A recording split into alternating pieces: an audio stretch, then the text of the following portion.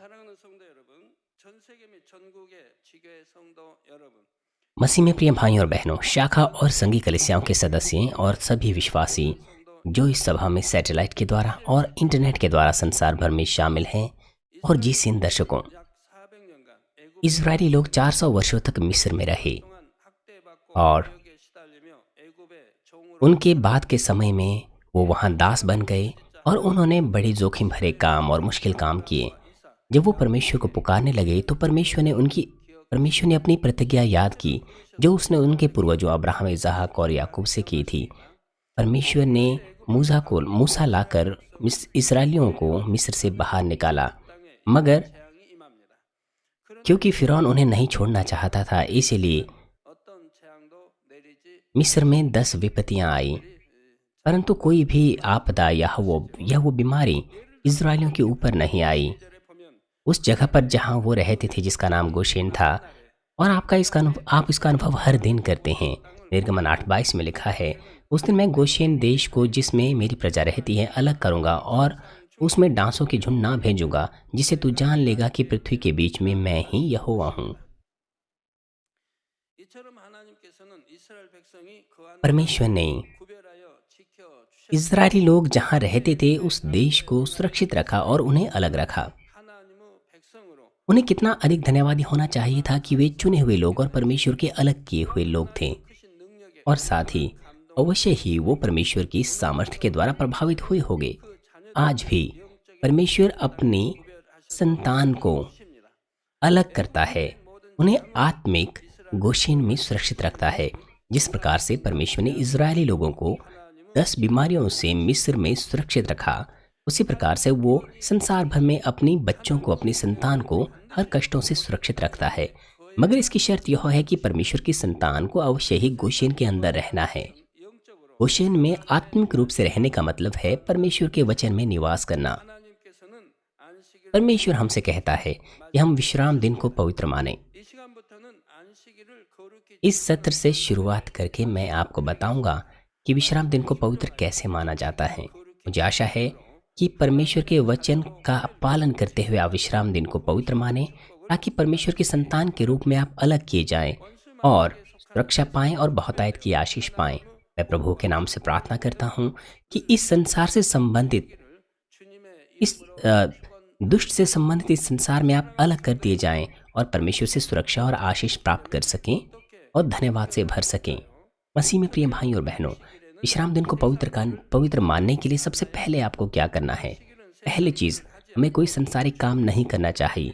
सबत हमारे लिए वो दिन है जब हम चर्च आते हैं, आराधना सभा में शामिल होते हैं, संगति रखते हैं भाई विश्वासी भाइयों के साथ और आत्मिक विश्राम प्राप्त करते हैं।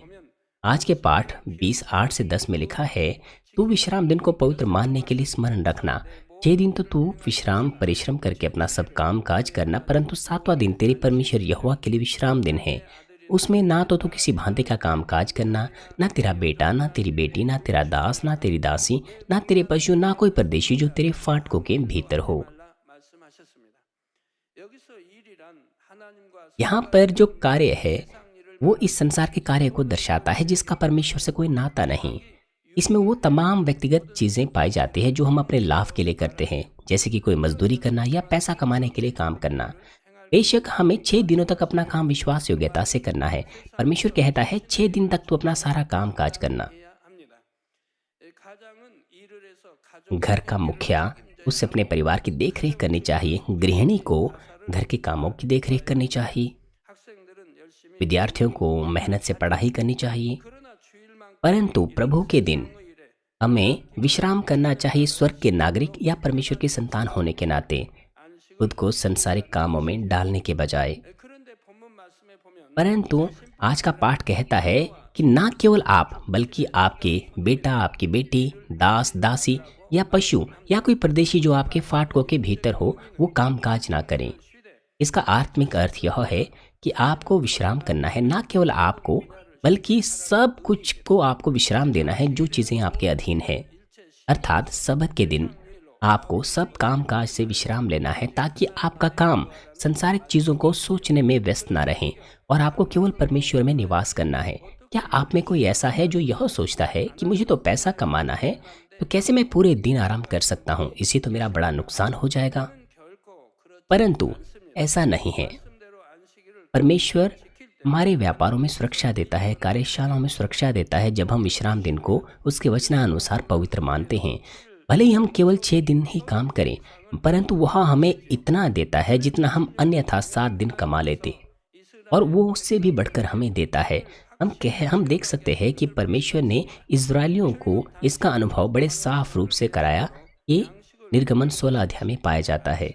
निर्गमन के दौरान वो लोग जंगल में थे, उन्हें खाना मिल पाना बहुत मुश्किल था। लेकिन जब लोग कुड़कुड़ाए तो परमेश्वर ने 6 दिन तक उन्हें मन्ना दिया। विश्राम दिन को छोड़ हर दिन उन्हें मन्ना दिया। 한 안식일을 거룩히 परमेश्वर ने उन्हें मन्ना विश्राम दिन के दिन नहीं दिया ताकि वो विश्राम दिन को मान सकें। 안식일 전날에 बजाय इसके 은우 परमेश्वर ने 약속하게 하십니다. पिछले दिन ही 2 दिन का अतिरिक्त मन्ना एकत्र करने के लिए पहले ही दे दिया, 그리고 냄새가 났습니다. 그런데 और बाकी दिनों में जब भी वो मन्ना अगले दिन तक छोड़ देते थे वो सड़ने लग जाता था, बदबू देने लग जाता था। परंतु विश्राम दिन से पहले दिन जब वो 2 दिन का मन्ना इकट्ठा करते थे तो वो मन्ना ना तो सड़ता था ना खराब होता था। 만나를 फिर भी कुछ लोगों ने आज्ञा पालन नहीं किया, बल्कि विश्राम दिन बाहर जाकर मन्ना इकट्ठा करने के लिए गए, परंतु उन्हें उस दिन कुछ नहीं मिला। परमेश्वर ने उन्हें इस बात को समझाया कि ये वही है जो उन्हें प्रतिदिन की रोटी देता है, 또 일용할 양식을 और इसके साथ साथ परमेश्वर ने उन्हें एहसास कराया 양식을 거둔다고 해도 7일 कि 분량을 넉넉히 वही है जो उन्हें 7 दिन का भोजन देता है। भले ही उन्हें 6 दिन तक उस भोजन को इकट्ठा करना पड़े, लेकिन सबत का भोजन भी वही उन्हें देता है। 하나님께서는 우리 आज भी यही सिद्धांत लागू होता है। परमेश्वर हमें हमारी ज़रूरत के अनुसार बहुतायत से देता है अगर हम विश्राम दिन का पालन वचन के अनुसार करें। परंतु अगर हम विश्राम दिन का उल्लंघन करें काम करने के द्वारा 보호와 और हम परमेश्वर पर भरोसा ना रखें तो परमेश्वर से हम सुरक्षा और आशीष प्राप्त नहीं कर सकते। इससे हमारी आमदनी घटेगी और साथ ही हमारा नुकसान भी होगा, किसी बीमारी के द्वारा, दुर्घटना के द्वारा या किसी अन्य बात के द्वारा। 일을 해도 भले ही हम विश्राम दिन पर काम क्यों ना करें, लेकिन जो नतीजा है वो यह कि उससे हमें कोई ज़्यादा आमदनी नहीं होगी, बिल्कुल उन इजरायलियों के समान जो विश्राम दिन के दिन मन्ना उठाने बाहर गए मगर उन्हें कुछ नहीं मिला। 지금도 유럽에 가보면 유럽의 यदि आप यूरोप जाएं 미국 나라들은 तो कई ऐसे देश आपको मिलेंगे जो विश्राम दिन को मानते हैं, विश्राम दिन का पालन करते हैं। 문을 열지를 않습니다. वो अपनी दुकानें रविवार को नहीं खोलते हैं। 89년도에는 मैं 1979 में यूरोप गया था, 때는 그랬는데 और उसके अलावा भी मैं बाद में गया। 술래다 가면 이제 जब मैं फ्रांस, रोम, स्विस और दूसरे देशों में गया 로마, 스위스 기타에 돌아보면 안식일 날은 मैंने देखा ज़्यादातर दुकानें रविवार को बंद रहती थी। 우리 많은 성도님들도 안식일을 지켜서 बहुत से चर्च के सदस्य भी गवाही देते हैं कि उन्होंने विश्राम दिन मानकर सुरक्षा और आशीषें पाई। उदाहरण के लिए हमारे पास कुछ इस प्रकार की गवाहियाँ थी उन लोगों की जो अपनी दुकानें चलाते थे। जब उन्होंने रविवार को दुकान बंद रखना विश्वास के साथ शुरू किया और चर्च आने लगे तो 6 दिन उन्होंने उतनी कमाई की जितना वो पहले 7 दिनों में काम करके कमाते थे। वो इस तरह की गवाही बड़ी खुशी के साथ देते थे कि उनकी आमदनी बढ़ गई है जब से उन्होंने विश्राम दिन को मानना शुरू किया। और साथ ही कुछ लोग कहते थे कि उन्होंने प्रभु के दिन काम किया, कुछ पैसा कमाया, मगर किसी न किसी कमी की वजह से उन्होंने उतना ही पैसा खो दिया जितना उन्होंने विश्राम दिन में कमाया था। यदि परमेश्वर आपको सुरक्षा ना दे और जो कुछ आपने कमाया है अगर आप उसे खो दें तो आपका काम व्यर्थ हो जाएगा। साथ ही साथ आप परमेश्वर से आशीष प्राप्त भी नहीं कर पाएंगे, इसलिए ये एक बड़ा नुकसान है। मुझे आशा है कि आप विश्राम दिन को पवित्र माने और परमेश्वर की कोई भी आशीष ना खोएं। 사랑하는 성도 여러분, मसीह में प्रिय भाई और बहनों, 대부분이 이제는 믿음이 많이 성장해서 आप में से ज़्यादातर सदस्यों का विश्वास अब बढ़ गया है और अब आप प्रभु का दिन पवित्र मानते हैं। रविवार को आप संसार में काम नहीं करते हैं, बल्कि आप चर्च आते हैं, आराधनाओं में शामिल होते हैं और परमेश्वर का कार्य करते हैं। परंतु कभी कभार भले ही आपके पास विश्वास है, भले ही प्रभु का दिन आप पवित्र मानते हैं, परंतु हो सकता है आपको आपके नियंत्रण से बाहर कारणों की वजह से काम करना पड़े। लेकिन आप इस संदेश को सावधानी से सुनिए। अगर आपको कभी भी ये लगा हो कि मेरे पास तो विश्राम दिन को पवित्र मानने का विश्वास है, मगर कुछ ऐसी परिस्थितियां हैं जिन्हें मैं नकार नहीं सकता, उसकी वजह से मैं कभी कभार मुश्किल में आया हूं, तो कृपया आप इस संदेश को सावधानी से सुने। जब मैं इन अपवाद के मामलों को आपको बताऊं तो आप ध्यान से सुने। ये संसार पुराने नियम के संसार से बिल्कुल अलग है। पुराने नियम के दिनों में इज़राइल के सभी लोग विश्राम दिन को पवित्र मानते थे। क्योंकि हर कोई विश्राम दिन को पवित्र मानता था, इसलिए उनके लिए विश्राम दिन को पवित्र मानना मुश्किल नहीं था। 또 나라의 법이니까요. क्योंकि ये पूरे देश की व्यवस्था थी, कानून था। परंतु आज स्थिति बिल्कुल अलग है।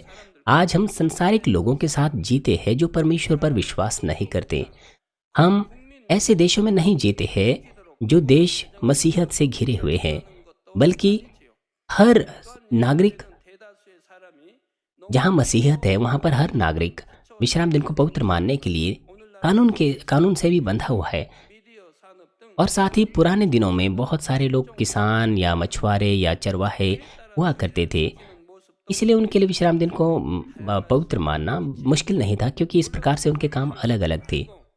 और इस प्रकार से विश्राम दिन को पवित्र मानना पहले बिल्कुल अलग था। बेशक परमेश्वर का वचन जो पवित्र मानने को हमें सबद के लिए कहता है, आज भी वो बिल्कुल नहीं बदला है। आज भी हमें परमेश्वर के वचन के अनुसार ही विश्राम दिन को पवित्र मानना है। परंतु परमेश्वर जिस बात को महत्वपूर्ण मानता है वो है मनुष्यों का सबसे भीतरी हृदय। 지키는 형식도 중요하지만 어떤 प्रभु के दिन को पवित्र मानने की औपचारिकता महत्वपूर्ण है, लेकिन सबसे महत्वपूर्ण चीज है वो हृदय जिसके द्वारा हम उसे पवित्र मानते हैं। यदि हम उस अर्थ को समझे जहाँ परमेश्वर हमें विश्राम दिन को पवित्र मानने को कहता है और हम उसकी इच्छा पर चले, तो परमेश्वर हमारा हृदय ग्रहण करेगा। भले ही हमें अलग अलग परिस्थितियों में काम करना भी पड़े, तो परमेश्वर नहीं कहेगा कि हमने विश्राम दिन का उल्लंघन किया है, 죄 있다 하시지 यदि हमने उसे अपने हृदय से पवित्र माना है तो। 믿음은 और साथ ही 기준을 परमेश्वर अलग अलग मापदंडों को अलग अलग तरीकों से अलग अलग विश्वास के परिमाण के ऊपर लागू करता है। उदाहरण के लिए एक नया विश्वास है जिसका विश्वास कमजोर है, जिसके पास विश्वास नहीं है कि वो अपनी परिस्थितियों को अभी नियंत्रित कर सकें, इसलिए वो विश्राम दिन को पूरी तरह से नहीं मान पाते हैं, उचित रूप से नहीं मान पाते हैं।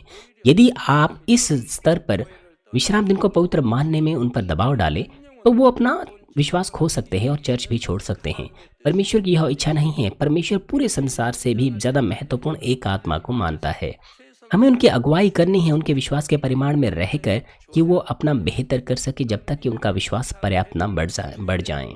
और साथ ही भले ही आपके पास अच्छा विश्वास है, लेकिन कुछ ऐसी परिस्थिति होती है जहाँ पर उन्हें काम करना ही पड़ सकता है। आइए मैं आपको बताऊं कि इस तरह के मामलों में वो कैसे सबत का पालन कर सकते हैं। 안전과 पहला मामला उनके साथ होता है जो जीवन या सार्वजनिक सुरक्षा के लिए काम करते हैं। वो सेना के लोग हैं, पुलिस ऑफिसर्स हैं या मेडिकल डॉक्टर्स हैं।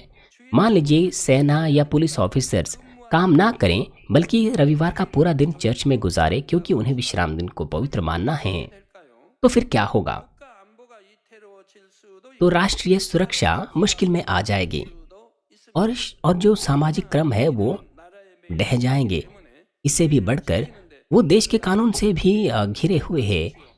उनके पास कई बंदिशें होती है जिसके द्वारा वो पूरी तरह से प्रभु का दिन नहीं मान पाते हैं। कोरियन युद्ध जब हुआ था तब उत्तरी कोरिया ने रविवार को हमला किया था। 60년대 6.1 전쟁이 있었죠. 1967 में 6 दिन तक युद्ध चला था। मुझे याद है 2067년에 एक सेनापति था जिसका नाम 장군 애꾸 장군 유명한 분인데 मोशे डायन था। 그렇게 했습니다. उसने परमेश्वर से इस तरह से प्रार्थना की 은혜와 하나님 कि सेनाओं के परमेश्वर यहोवा, 6일 만에 끝나서 कृपया यह युद्ध 6 दिन में खत्म हो जाए 라고 기도를 ताकि मैं विश्राम दिन का उल्लंघन ना करूं। 뉴스에 아주 요란하게 났었습니다. और वो काफ़ी न्यूज़ मीडिया में भी बाद में विख्यात हुआ। 이제 उस वक्त मैं परमेश्वर पर विश्वास नहीं करता था 그 다현 장군이 워낙 유명 और मुझे भी ये लगा कि वो ऐसा कैसे कर सकता था। 6일 만에 वो काफ़ी विख्यात हुआ और उसके बाद जो युद्ध है वो 6 दिन में खत्म हुआ 거두었습니다. और इजरायलियों ने विश्राम दिन का उल्लंघन किए बगैर बड़ी विजय प्राप्त की। 전쟁이 일어나 6 वर्षों के बाद एक बार और युद्ध हुआ 전쟁을 일으켰어요. और ये युद्ध 1973 में हुआ था। और उस वक्त भी इजरायलियों के ऊपर रविवार को ही हमला किया गया, लेकिन इजरायलियों ने क्योंकि विश्राम दिन को पवित्र माना, इसलिए ऐसा लगता था कि इजरायली शुरुआत में तो हार रहे हैं, परंतु 지나고 विश्राम दिन के बाद 했지만 उन्होंने जो कुछ भी खोया था सब कुछ वापस प्राप्त कर दिया। 시기를 무조건 경찰도 또 यदि सारे सेनापति या सारी सेना या पुलिस ऑफिसर विश्राम दिन को पवित्र मानते क्योंकि उस दिन विश्राम दिन है, तो उनका देश ढह जाता, देश को बड़ा नुकसान हो जाता। मान लीजिए सभी पुलिस ऑफिसर्स रविवार को आराम करने लग जाएं, तो फिर चोर और लूटपाट करने वाले रविवार के पूरे दिन अपना काम करते रहेंगे।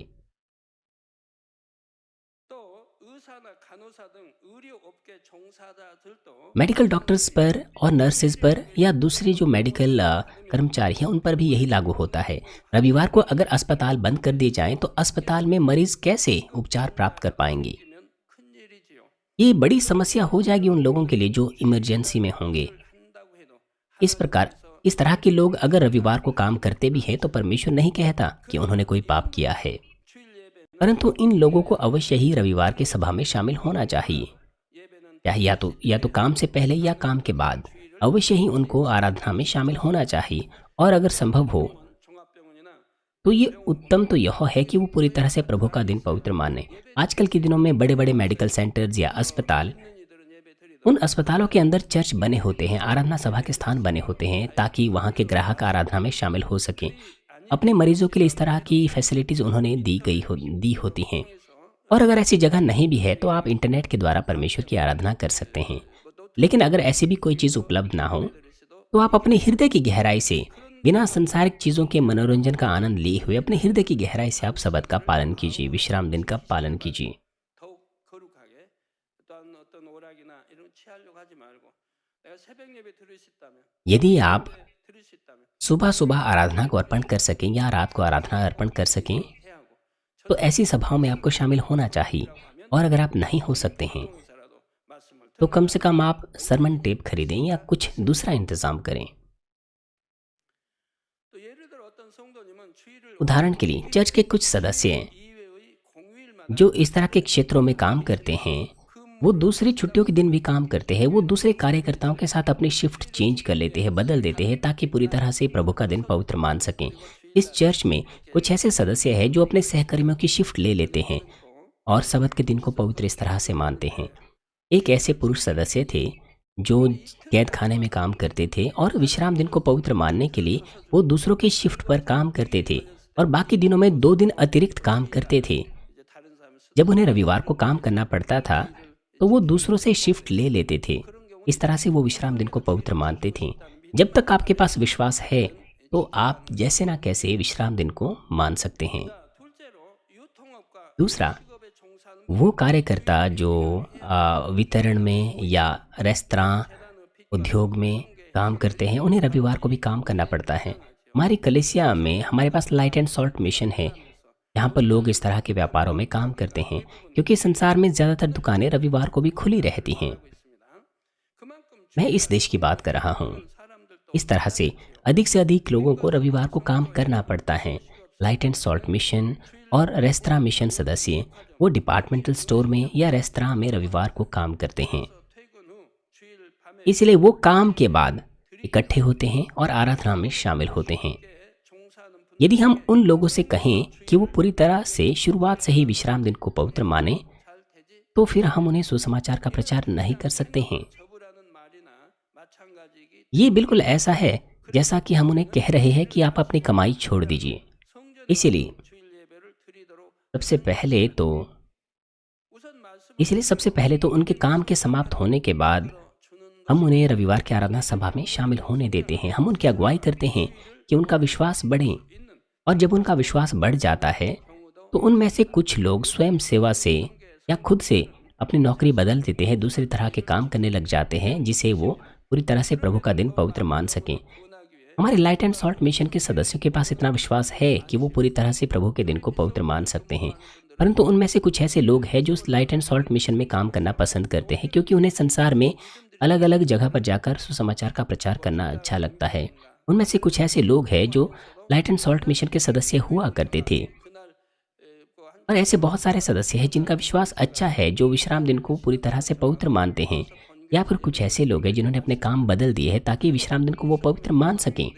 लेकिन कुछ ऐसे लोग हैं जो बाकी दिनों में काम करते हैं ताकि रविवार को उन्हें ऐसा ना करना पड़े। 보게 됩니다. इसलिए वो रविवार को आराधना सभा में शामिल होते हैं चर्च में आकर। 그러면 번개로 와버리고 그런데 लाइट एंड सॉल्ट मिशन जो है वो 있는 경우도 있습니다. जिनका विश्वास बड़ा होता है वो एकत्र होते हैं। 저 유통업이나 इसीलिए उनमें से काफ़ी सदस्य इस कलीसिया में आ गए हैं। इसीलिए हमारा जो लाइट एंड सॉल्ट मिशन है वो जागृत नहीं हो रहा है, क्योंकि वो यहाँ मुख्य चर्च में आ गए हैं, क्योंकि उनके पास विश्वास है। मगर ऐसे भी लोग हैं जिनका विश्वास अच्छा है, फिर भी वो लाइट एंड सॉल्ट मिशन में बने हुए हैं। क्यों? क्योंकि वो दूसरे मिशन में जा करके सुसमाचार का प्रचार करते हैं, अलग अलग जगह पर जाकर। उनके पास इतना विश्वास है कि वो विश्राम दिन को पवित्र मान सकते हैं, लेकिन क्योंकि वो दूसरे सदस्यों की मदद करते हैं, तो ऐसे में क्या परमेश्वर कहेगा कि उन्होंने विश्राम दिन को पवित्र नहीं माना? बल्कि परमेश्वर तो उनकी प्रशंसा करेगा, क्योंकि उनके पास विश्वास है और वो अपने आप को बलिदान कर रहे हैं अपने सहकर्मियों को सुसमाचार प्रचार करने के लिए। इसलिए वो वहीं पर बने हुए हैं। ना जिस तरह से इस दल का नाम कहता है, वो उन्हीं व्यापारों में रहना चाहते हैं ताकि संसार के लिए नमक और ज्योति बन सकें और उन लोगों को बचा सकें जो उसी क्षेत्र में काम करते हैं। इसीलिए परमेश्वर नहीं कहेगा कि वो सत्य का उल्लंघन कर रहे हैं। और इसके अलावा यहाँ कुछ और भी मामले हैं। कभी कभार ना केवल कर्मचारी बल्कि कुछ दुकानों के मालिक, उन्हें भी अपनी दुकानों को रविवार को खोलना पड़ सकता है। वो इसीलिए क्योंकि उन्हें डिपार्टमेंटल स्टोर्स के जो नियम हैं उनका पालन करना पड़ता है, जिन जगह पर वो स्थापित है या जिन कंपनियों से वो संबंधित है। यदि डिपार्टमेंटल स्टोर रविवार को खुला है तो उनका स्टोर उनकी दुकानें बंद नहीं कर सकता, क्योंकि उन्हें डिपार्टमेंटल स्टोर की जो नीतियां बनी हुई है उनका पालन करना पड़ता है।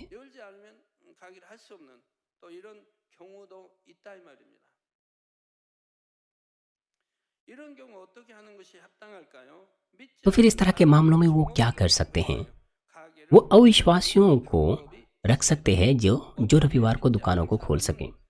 अविश्वासी लोग अगर वो रविवार को काम ना भी करें तब भी वो अपना समय संसार में ही गुजारते हैं, वो चर्च नहीं आते हैं। अगर दुकान रविवार को बंद भी रहें तो वो जो अविश्वासी है वो चर्च नहीं आएंगे, बल्कि वो अपना आनंद और अधिक कहीं और उठाएंगे, खा पी कर या खेलते हुए संसार में।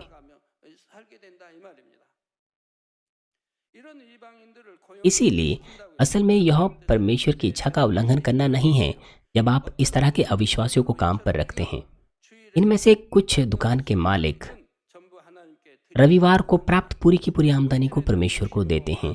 वो इसीलिए क्योंकि वो रविवार को पैसा कमाने की इच्छा से दुकान को नहीं खोलते हैं। परंतु यदि आप दुकान के मामलों में ही घिरे रहें और आत्मा और सच्चाई से आराधना ना कर पाएं, तो फिर आपको इसके बारे में प्रार्थना करनी चाहिए और परमेश्वर का कार्य आपको अपने ऊपर प्रकट करना चाहिए। यदि आप सच्चे विश्वास के साथ प्रार्थना करें तो सर्वशक्तिमान परमेश्वर आपकी परिस्थितियों को बदल देते हैं। मैंने आपको पहले भी अपनी गवाही बताई है। परमेश्वर को ग्रहण करने के बाद मेरे ऊपर बड़ा कर्जा था, क्योंकि मैं 7 सालों तक बीमार था। इसीलिए बड़ी धनराशि कर्जे की मेरे ऊपर थी। यहाँ तक कि मैं और मेरी पत्नी बड़ी मेहनत से काम करते थे प्रभु को ग्रहण करने के बाद भी, तब भी मुश्किल से हम केवल ब्याज ही चुका पाते थे। हम उसके बाद हमारे पास एक प्रस्ताव आया, एक नौकरी का प्रस्ताव, जहाँ पर हमें अच्छा घर रहने के लिए दिया जा रहा था, अच्छे पैसे दिए जा रहे थे। ये प्रस्ताव हम दोनों के लिए था, मेरे लिए और मेरी पत्नी के लिए। उसके अलावा अतिरिक्त आमदनी भी थी, परंतु मैंने वो प्रस्ताव नकार दिया, क्योंकि वो प्रस्ताव ऐसा था कि मुझे महीने में 2 रविवार को काम करना था और मैं एक बहुत नया विश्वासी था उस वक्त।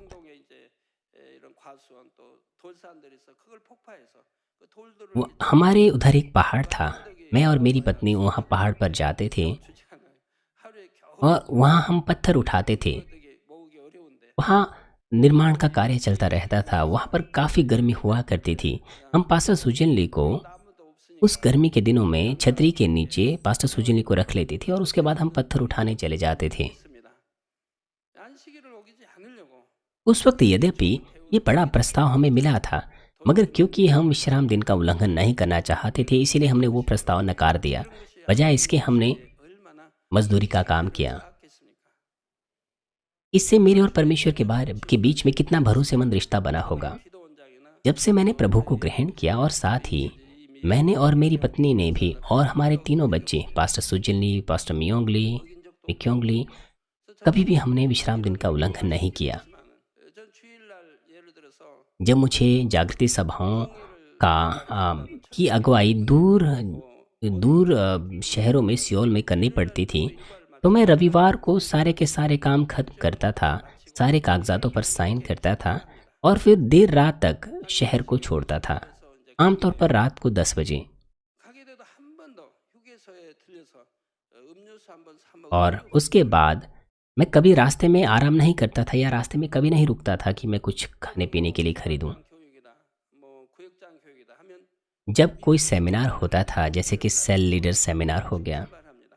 우리 मैं जल्दी निकल जाता था रविवार को अपना काम खत्म करने के बाद। 휴게소 가서 뭘 सिर्फ मैं ही नहीं बल्कि जो मेरी टीम है उन्होंने भी कभी भी 이렇게 질문 जहां हम आराम करते थे या रास्ते में रुकते थे कभी कुछ नहीं खरीदा। 들은 가족이 तो फिर आप इस तरह से प्रश्न पूछ सकते हैं कि अगर बच्चे कुछ खाने पीने के लिए मांगे तो फिर हम क्या करें। 되고 과자 좀 달할 때는 어떻게 해야 돼요? तो इसका इंतज़ाम आपको पहले से ही कर लेना चाहिए। 어떻게 해야 될까요?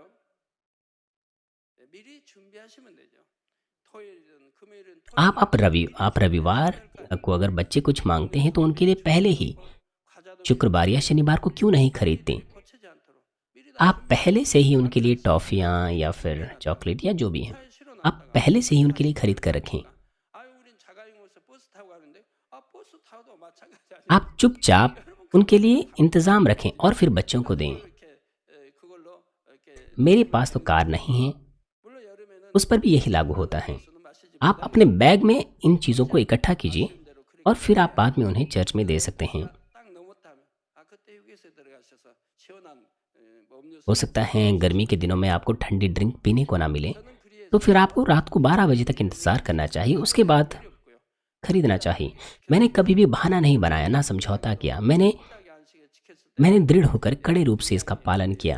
क्या आपको लगता नहीं कि परमेश्वर उनसे बहुत प्रसन्न हुए हैं जिन्होंने पूरी तरह से विश्राम दिन को पवित्र माना और उन्हें बड़ी आशीष दी। अगर आप पुराना नियम देखें, 하나하나가 전부 하나님과의 상급에 हर छोटी छोटी चीज़ 관계 항상 हर छोटी छोटी चीज़ का स्वर्ग में प्रतिफलों से सीधा नाता है। 가는 경우뿐만 아니라 셋째로 회사에 다니는 성도 중에도 और तीसरी चीज़, ना केवल दुकानदार या दुकान के मालिक बल्कि कंपनी के कर्मचारियों को भी कभी कभार रविवार को काम करना पड़ता है। 다녀와야 하는 जैसे कि मान लीजिए उन्हें किसी बिजनेस ट्रिप पर जाना है 따르지 않으면 रविवार को, या फिर किसी प्रकार की ट्रेनिंग के लिए जाना है। अगर वो कंपनी की नीतियों का पालन ना करें 일정을 तो फिर नैतिक रूप से यह उचित नहीं होगा। 드린다거나 इसलिए वो काम के बाद वापस आ सकते हैं और बाद में बाकी समय में वो सभा में शामिल हो सकते हैं, या फिर वो इंटरनेट या सैटेलाइट टीवी के द्वारा सभा में शामिल हो सकते हैं। चौथा, 시험이 치러지는 कुछ महत्वपूर्ण राष्ट्रीय परीक्षाएं होती हैं जो रविवार को होती हैं, 자격을 이수할 수 और उन परीक्षाओं को पास करके आपको कोई शिक्षा प्राप्त नहीं हो सकती हैं, और अगर ऐसा ना हो तो आपका लक्ष्य पूरा नहीं हो पाएगा। ऐसा इसलिए होता है क्योंकि यह देश मसीह देश नहीं है। इस तरह के मामलों में अगर आप 드리면 간 अगर आप विश्राम दिन का पालन ना करें, विश्राम दिन को पवित्र ना माने, तो भी यह ठीक है कि आप परीक्षाओं में शामिल हो जाएं। 드리면 되고 लेकिन ऐसे में भी अगर आप सुबह सुबह सभा में शामिल हो जाएं, 시험이 있어 안 या फिर 하면 저녁 예배를 드리면 되고 आप रविवार की दूसरी सभा में शामिल हो तो वो बेहतर होगा। लेकिन अगर आपको इन सभाओं के समय के दौरान परीक्षा देनी पड़े 여러분들이 और अगर आप बिल्कुल भी 토요일을 ना मान पाए, तब क्या होगा? 됩니다. तो फिर आप रविवार को अपना विश्राम दिन मानिए, उसे ही पवित्र मानिए। 예배 안 드리는데 여러분이 오늘날 예배 मैं कैसे सभाओं में शामिल हो सकता हूँ? 인터넷도 있고 आजकल के दिनों में आप हो सकते हैं, आपके पास इंटरनेट है, 말씀 설교 말씀 टेप में रिकॉर्डेड मैसेजेस हैं, 틀고 आप उन्हें एक बार फिर से सुन सकते हैं 듣는다든가 और आप 찬양하며 स्तुतियाँ गा सकते हैं, प्रार्थनाएं कर सकते हैं। थोड़ा सा समय अलग आप निकाल सकते हैं, इस तरह से आप मान सकते हैं। तब परमेश्वर कहेगा यह ग्रहण योग्य है। 하나님이 그것도 가하다 하신다 이 말입니다. 그리고 이제 안식일은 지킬 수 없는 그런 상황일 때를 말하는 겁니다. 자, मैं आपको उन परिस्थितियों के बारे में बता रहा हूँ जहाँ आप सबत का पालन नहीं कर पाते हैं। 이제 조건으로 인해서 참 부담을 आपके पास इतना अच्छा विश्वास है कि आप विश्राम दिन को मान सकते हैं, परंतु भले ही आप सबत दिन का पालन मानना चाहते हैं, लेकिन आप नहीं मान पाते हैं क्योंकि आप खिलाड़ी हैं और आपको देश के लिए खेलना है। 뭐 월드컵인데 월드컵 मान लीजिए आ, आप एक फुटबॉल के खिलाड़ी है देश के, और रविवार को खेल होने वाला है। हालांकि ये अच्छा होता अगर आपकी जगह कोई दूसरा खिलाड़ी आता है, परंतु आपको उस देश के लिए खेलना है, उन लोगों के लिए खेलना है जिसके आप प्रतिनिधि हैं। तो फिर आपको अपना मन बनाना चाहिए। आपको शनिवार को ही विश्राम दिन को पवित्र मानना चाहिए। यदि आप आराधनाओं में शामिल हो, रविवार के दूसरा जो बाकी समय रहता है उसमें आप शामिल हो, तो इस तरह से भी आप सभा में शामिल हो सकते हैं। आपको ये चीज़ें पता होनी चाहिए, आपको इस तरह से करना चाहिए। इन मामलों के अलावा और भी कई परिस्थितियां और कई मामले हो सकते हैं। परमेश्वर अलग अलग परिस्थितियों को, अलग अलग लोगों की परिस्थितियों को ध्यान में रखता है, क्योंकि वो चाहता है कि हर व्यक्ति उद्धार पाए। वो वो अपने न्याय के अंदर अपनी सीमा को जितना हो सके उतना अधिक बढ़ा रहा है, ताकि अधिक से अधिक लोग उस उद्धार की सीमा के अंदर आ सकें। मगर इन तमाम परिस्थितियों में सबसे महत्वपूर्ण चीज़ है हर व्यक्ति का हृदय। आपको रविवार को ना नकारी जाने वाली इस परिस्थितियों की वजह से काम करना पड़ सकता है, परंतु आपके पास एक हृदय होना चाहिए जिसको आप अपने हृदय से उस दिन को पवित्र मान सकें, और इस प्रकार से आप क्रियाओं में वचन का पालन कर सके। और आपके पास इच्छा भी होनी चाहिए कि आप विश्राम दिन का पालन अपने हृदय की गहराई से, लालसा के साथ पूरी तरह से करना चाहते हैं। यदि सचमुच इसकी लालसा है आपके पास, तो आपका जो हृदय है वो भी पवित्र होगा, और आप, भले ही आपका शरीर जो है किसी न किसी जगह पर कोई ना कोई काम क्यों ना कर रहा हो, यदि आप आराधना सभा में शामिल नहीं हो सकते किसी वजह से, तो हमें बड़ा दुख होता है। और इस वजह से आप इंतज़ार करेंगे कि संदेश कब अपलोड होगा और मैं उसे सुनूंगा। आप संदेश को बड़ा याद करेंगे। आपको क्या लगता है कि मैं क्या करूंगा? क्या आपको लगता है कि मैं कभी विश्राम दिन का उल्लंघन करूंगा जब तक कि प्रभु वापस नहीं आते? नहीं, ये कभी नहीं होगा। जैसे कि मैंने आपको पहले भी बताया, जब मैं विदेशों में जाता हूँ या रविवार को किसी और जगह पर जाता हूँ, मैंने कभी कुछ पीने के लिए पानी तक नहीं खरीदा है, कोई पेयजल तक नहीं खरीदा है। मैंने कभी भी कुछ खाने के लिए नहीं खरीदा, भले ही मैं भूखा क्यों ना रहा। मैं मध्य रात्रि तक इंतज़ार करता था। मध्य रात्रि के बाद मैं आता था, तब कुछ खरीदता था। मान लीजिए मान लीजिए मान लीजिए कोई छोटी सी परीक्षा पास करके कॉलेज मुझे एक डॉक्टर की डिग्री देना चाहते हैं, तो क्या आपको लगता है इस छोटी सी परीक्षा को पास करने के लिए मैं विश्राम दिन का उल्लंघन कर दूंगा क्योंकि मुझे डॉक्टर की डिग्री मिलने वाली है? बिल्कुल नहीं, मैं बिल्कुल समझौता नहीं करूंगा। यदि आपके पास मेरे जैसा मन और विश्वास है तो फिर आप भी बिल्कुल वैसे ही करेंगे, लेकिन आप नहीं कर पाते हैं, जैसे कि इस संदेश में मैंने आपको बताया। क्यों? क्योंकि आपने, क्या मतलब है, मैंने जैसे कि आपको बताया है, अगर आप नहीं भी कर पाते हैं तो इसका मतलब यह नहीं कि आपने पाप किया है। आप बहाना बना सकते हैं कि आप सचमुच विश्राम दिन को पवित्र मानना चाहते थे, परंतु परमेश्वर इस बात को स्वीकारता नहीं है। इसका मतलब यह है कि आपने विश्राम दिन को उल्लंघन किया है। मुझे आशा है कि आप इन बातों को अपने मन में रखें और एक बार फिर से आप एहसास करें कि आप किन परिस्थितियों में विश्राम दिन का उल्लंघन करते हैं, और ऐसी इन परिस्थितियों में आप ना पड़े जो आपको बताई गई हैं।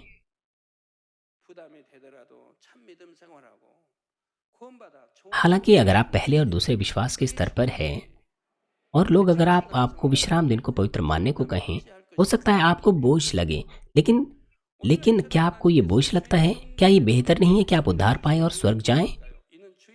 क्या वजह है कि परमेश्वर हमें और भी अवसर दे रहा है कि हम आज भी प्रभु के दिन को पवित्र मान सकते हैं? इसका मतलब यह नहीं कि हम अपनी परिस्थिति में जहाँ हम प्रभु का दिन पवित्र नहीं मान पाते उस परिस्थिति को हम अपना लें। ये परमेश्वर का प्रेम है जो अंत तक हमारे लिए सहता है, जब तक हमारा विश्वास ना बढ़े और सिद्ध ना हो जाए। मुझे आशा है कि आप परमेश्वर की इच्छा को समझें और प्रभु के दिन को पवित्र मानें।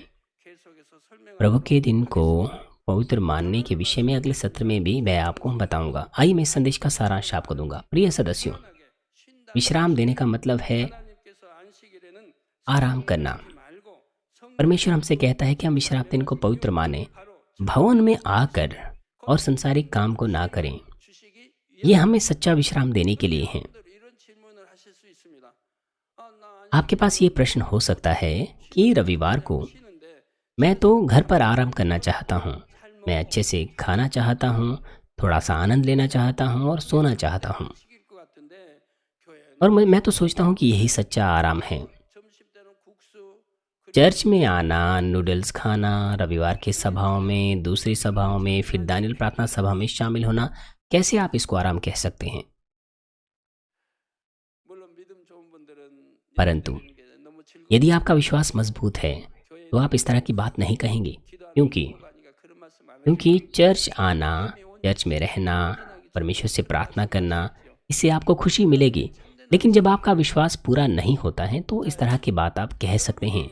और अब क्या आपको लगता नहीं कि विश्राम दिन को आपने पवित्र माना है तो आप बेहतर स्वर्ग में जा सकते हैं? क्या आपको लगता नहीं कि आप सच्चा विश्राम सदा सदा काल के लिए, इसकी वजह से आप स्वर्ग में प्राप्त कर सकते हैं? स्वर्ग में आपको काम करने की जरूरत नहीं है, वहां पर केवल खुशियां हैं। वो स्थान अपने आप में खुशहाल है। आप ऐसे अच्छे स्वर्ग में जा सकते हैं और सदाकाल के लिए अच्छा विश्राम ले सकते हैं। ये विश्राम दिन को पवित्र मानने का नतीजा है। लेकिन अगर आप समझौता करें और शारीरिक आराम लें तो फिर आप अच्छे स्वर्ग, मेरा मतलब है आप स्वर्ग, आप अच्छे स्वर्ग में नहीं जा पाएंगे, आप उद्धार प्राप्त नहीं कर पाएंगे। अगर आपको लगता है कि अगर आप बाद में अग्नि में झील में गिर जाएं तो कैसे आप सच्चा विश्राम प्राप्त कर सकते हैं? इसलिए अगर आप विश्राम दिन को पवित्र माने और सदा काल के लिए स्वर्ग में सच्चा विश्राम पाएं तो वो सच्चा विश्राम है। क्या आपको खुशी नहीं होती जब आप विश्राम दिन को पवित्र मानते हैं? जैसे ही आपका विश्वास बढ़ता है, चर्च आना, परमेश्वर की आराधना करना, परमेश्वर की स्तुतियां गाना और विश्वासी भाई बहनों के साथ संगति करना, ये सब बातें आपको खुश कर देती हैं। इसीलिए सच्ची खुशी, सच्चा आनंद हमें देने के लिए परमेश्वर हमसे कहता है कि हम विश्राम दिन को पवित्र माने। इसलिए परमेश्वर इसे आशीषित दिन कहता है। संसार में लोग पूरे सप्ताह भर कितना बोझ उठाते हैं। उनके पास बड़ी चिंताएं, बड़े बोझ होते हैं। पैसा कमाना, बच्चों की देखरेख करना, स्वस्थ है और बहुत सारी चीज़ें। यीशु ने इस तरह के लोगों को कहा कि बोझ के तले दबे हुए लोगों, मेरे पास आओ, मैं तुम्हें विश्राम दूंगा। यदि हम स्वयं को परमेश्वर के वचन से भरें जो आत्मिक रोटी हैं, स्तुतियाँ गाएं, प्रार्थना करें और विश्वासी के साथ संगति करें और स्वयं सेवा का काम करें तो हमारी आत्मा नई ताकत से और पवित्र आत्मा से भर जाएगी और हम स्वर्ग की आशा से भी भर जाएंगे और सत्य में स्वतंत्र हो जाएंगे, उसी सीमा तक जिस सीमा तक हम स्वयं में प्रभु के दिन को पवित्र मानने के द्वारा परमेश्वर के स्वरूप को पालेंगे। इस तरह से विश्राम दिन को पूरी तरह से पवित्र मानने के द्वारा प्रभु हमें विश्राम देता है। जो इस बात को समझते हैं कि यह विश्राम कितना मीठा है, तो वो प्रभु के इस दिन का इंतजार करेंगे 6 दिन तक जब वो संसार में रहते हैं। आप इसी तरह के लालसा भरे हृदय से प्रभु के दिन को पवित्र मान सके, विश्राम दिन को पवित्र मान सके और सच्चा विश्राम पा सके। प्रभु यीशु मसीह के नाम से मैं प्रार्थना करता हूँ। आइए संदेश पर सोचते हुए सभी लोग साथ मिलकर प्रार्थना करेंगे। 안식일의 유래와 아버지야 또 안식일에 또 아버지 또 경찰이나 공무원이나 의사나 이런 경우들 또 국가고시 시험이 있을 때 어떻게 지켜야 할 것인가를 더 깨닫게 하여 주셔서 아버지 또 때로는 아버지 또 토요일을 아버지 또 안식일로 정해서 또 드릴 수 있는 그런 지혜로운 우리 성도들이 되어져서 안식일을 범하지 않고 거룩히 지켜서 하나님 말씀대로 살아서 하나님의 축복과 영광을 돌릴 수 있는 그런 우리 성도들이 다 될 수 있도록 함께하여 주옵소서. 감사합니다. 우리 주 예수 그리스도 이름으로 기도하옵나이다. 아멘. 당장님의 환자를 위한 기도를 받겠습니다. आइए हम बीमारों के लिए सीनियर पास्टर की प्रार्थना ग्रहण करेंगे वीडियो के माध्यम से।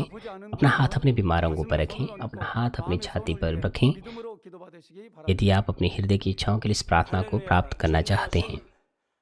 हालेलुया। सर्वशक्तिमान हमारे प्रेमी पिता परमेश्वर, कृपया अपना हाथ सभी विश्वासी भाइयों पर रखें जो इस वक्त इस प्रार्थना को ग्रहण कर रहे हैं। समय और दूरी को मिटाते हुए अपना हाथ उन सभी लोगों पर रखें जो जीसीएन और इंटरनेट के द्वारा और सैटेलाइट टीवी के द्वारा शाखा और संघी कलीसियाओं में और परमेश्वर की संतान संसार भर में ग्रहण कर रहे हैं। उन्हें हृदय से विश्वास करने के योग्य विश्वास दीजिए। नकारात्मक विचार और शक दूर कीजिए। सिर से लेकर पैर तक सभी अंदरूनी अंग, कोशिकाएं, उत्तक और तंत्रिकाएं और जो भी बीमार अंग है उन्हें पवित्र आत्मा की आग के द्वारा झुलसा दीजिए और मूल ज्योति के द्वारा। यीशु मसीह के नाम से मैं आज्ञा देता हूँ, शत्रु, दुष्ट और शैतान, सभी बीमारियां, रोगाणु, विषाणु और निर्बलताएं दूर हो, ज्योति आ जाएं। कृपया उनके तमाम असाध्य और अंतकारी रोग पवित्र आत्मा की आग के द्वारा झुलसा दीजिए। सभी प्रकार की महामारियां, मलेरिया सहित दूर कीजिए। सभी संक्रामक रोग जैसे कि जुकाम और बुखार दूर हो, उन्हें सुरक्षा दीजिए सभी प्रकार के रोगाणुओं और विषाणुओं से।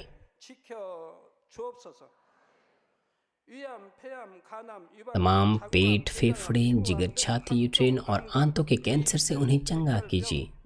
एड्स, ल्यूकेमिया, दिमागी रक्तघात, उच्च रक्तचाप, धीमा रक्तचाप, मधुमेह, थायराइड की समस्याएं, हृदय, फेफड़े और स्त्री रोग और तमाम सूजन और जलन दूर हो।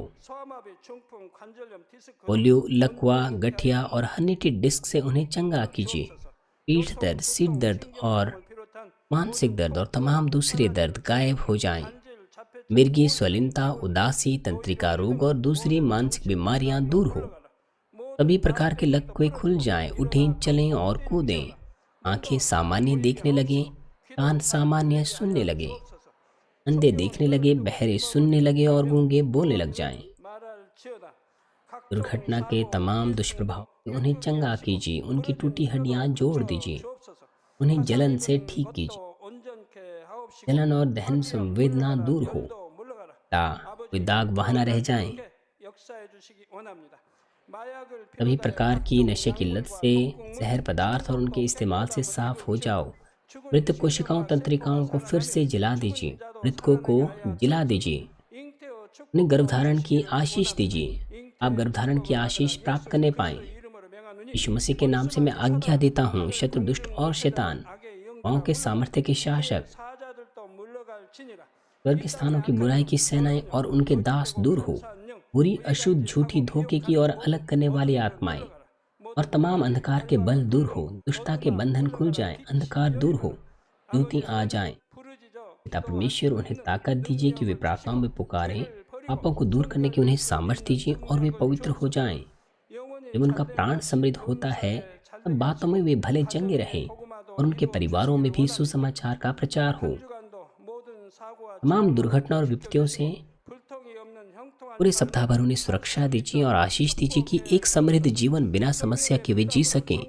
पवित्र आत्मा के अग्निमय बाड़े में स्वर्गीय सेना, स्वर्गदूतों और अपनी धधकती आंखों के द्वारा अपने सभी बच्चों को, उनके घर, कार्यशालाओं और व्यापारों को सुरक्षा दीजिए। विद्यार्थियों को बुद्धि और समझ दीजिए। जोश और जुनून, मेहनत से पढ़ाई करने के लिए उन्हें दीजिए। उनका हृदय और मन संसारिक चीजों से बचाएं और वो परमेश्वर को और भी अधिक जोश के साथ प्रेम करने पाएं। चाहे आपके बच्चे खाएं, पीं, भी करें, इन सब में वो अपना जीवन पिता परमेश्वर आपको महिमा देते हुए जीने पाएं। वो जीवित परमेश्वर की गवाही ये कहकर देने पाएं कि मैं परमेश्वर से मिला हूँ, मैंने परमेश्वर का अनुभव किया है, उससे उत्तर और आशीषें प्राप्त किए हैं। पिता परमेश्वर, आपका धन्यवाद। सारी महिमा केवल आपको मिले। हमारे प्रभु यीशु मसीह के नाम से मैं प्रार्थना करता हूँ, आमीन।